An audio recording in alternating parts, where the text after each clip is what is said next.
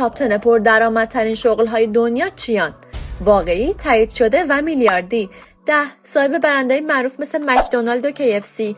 بعضیا فقط با یه نمایندگی سالی چند 10 میلیارد دلار در میارن. 9 مدیر شرکت‌های بزرگ مثل اپل و گوگل. مثلا تیم کوک مدیر اپل توی یه سال 120 میلیون دلار درآورده، یعنی توی یه هفته اندازه یه عمر کار یه آدم پول در میاره. 8 کسایی که با استارتاپ ترکوندن، مثلا سم مالتمن از اوپن ای آی یا چسکی از ایر بی ان بی. وقتی شرکتشون وارد بورس شد از صفر رسیدن به میلیاردها دلار. 7 یوتیوبرها و اینفلوئنسرهای معروف مثل مستر بیست که از یه ویدیو ساده به جایی رسید که سالی بیشتر از 100 میلیون دلار در میاره.